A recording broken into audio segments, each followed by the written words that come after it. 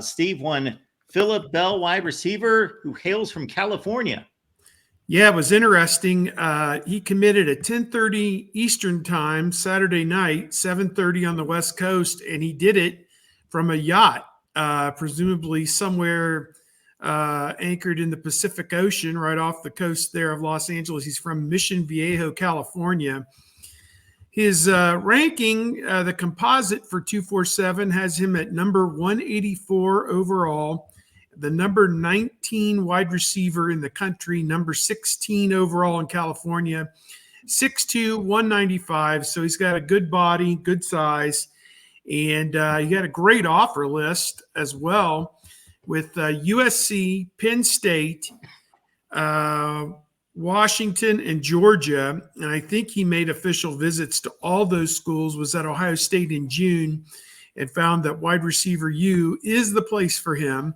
And he picked Ohio State, as we said, over the weekend. It was Saturday night. So if you turned off your TV or got off the internet, after the Ohio State game was over, you missed this. He had 56 catches for 644 yards and 7 touchdowns last year as a junior. And his team captured the CIF Division I AA title, Southern Section Division II championship. So California has a very complicated football playoff. I don't understand it entirely. He's run 11.8 in the 100-meter dash and 24.7 in the 200-meter dash. Those were times from his freshman year. So I presume he's in the low 11s probably by now. But at any rate, this is a guy that's had 3 really great seasons as a varsity player. At the high school level, played at Sacramento Christian Brothers previously, and now at Mission Viejo, and picked the Buckeyes over a wide array of schools this past week. Okay. Anything from you, Tony? When I look at his highlights, and this is a kid as a freshman, caught like 50-some passes for 1,000 yards, and then his numbers dipped a little bit as a sophomore, and then he transferred to Mission Viejo as a junior, and then I think he started the season with a couple of touchdowns last week.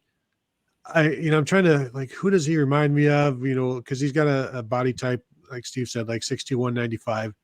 And the pointless name that comes into my mind, and no pun intended, would be Reggie Germany, who doesn't wow you with anything, but does everything well, and is a guy that can get yards for you. So I think it's the fourth receiver of the class, another outside guy to go with Bod Miller and the quarterback at Ontario right now. And of course, Quincy Porter, who I think is really, really, really good. They've got 3 good outside guys. And then DeZ Jones is the inside slot receiver who's has an impeccable route running and gets open in small spaces and makes catches. So decent class right now. Still maybe room for another if they can find the right guy, because again, this is going to be a larger class than normal. So we'll see if they can get a 5th guy in this one.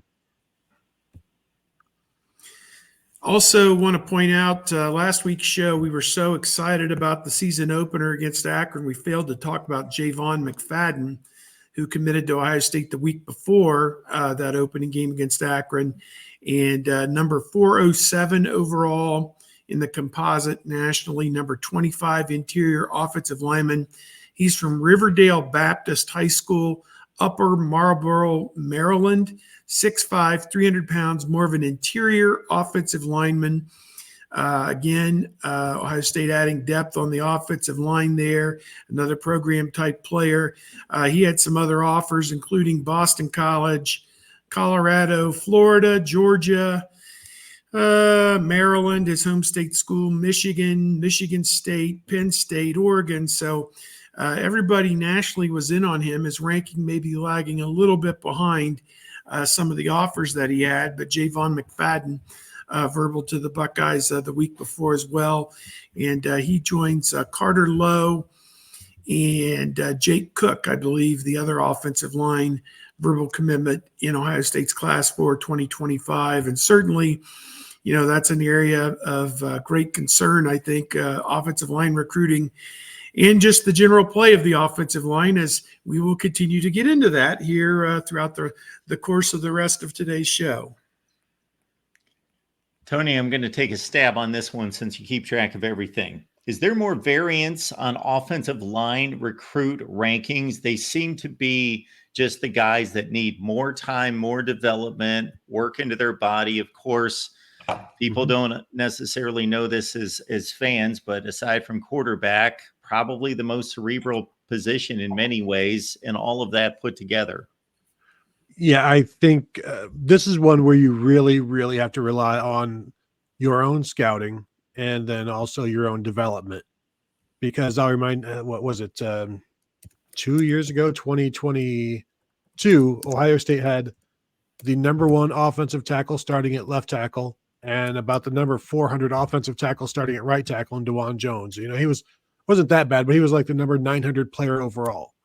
And they're both in the NFL right now. So that's the kind of disparity, that's the kind of distance between rankings that you'll have there. And you can go back to the 2012 class with Pat Elflein being like the number 900 player or whatever in that class. And he turned out to be an All-American and an NFL player. So the development is huge, but also I think you have to bring in a lot of guys because it is such a crapshoot. And I know people will get upset about the lack of development or missing on recruits. You bring in a bunch of guys and they eventually leave for the portal because they can't play at Ohio State. But that's why you got to bring them in. And whether you hit or you miss, NFL franchises bat 50%, bat 500 on first round quarterbacks. And they scout more than anybody. And they're only scouting one position at that quarterback position. And they still only hit it half the time. So the more guys you can bring in on the offensive line to kind of weed through, and some of these guys just need time to develop. Josh Myers was a 5-star offensive tackle in high school. Got exposed a little bit in the Army All-American game because he came from a running school. And then when you suddenly have to become a pass blocker against 5-star defensive ends, then you get exposed a little bit. And so when he gets to Ohio State and he has to go against Nick Bosa, they moved him inside almost immediately because it's a different position. And you also have to find your home. And you start out outside and then you just gradually keep getting closer and closer to the middle of the line to wherever you fit best. So it's definitely a process of trial and error, where you fit best, what you are capable of doing. And, if you bring in 4 or 5 guys a year and you hit on half of them, you might be ahead of the game. College football is even more exciting with some action on the line. And the games are even better when you're cashing in. And the Voice of College Football is the place to be to get the greatest value. Let's start with my picks. 75% against the money line, 58% against the spread. I've got a 40-year track record.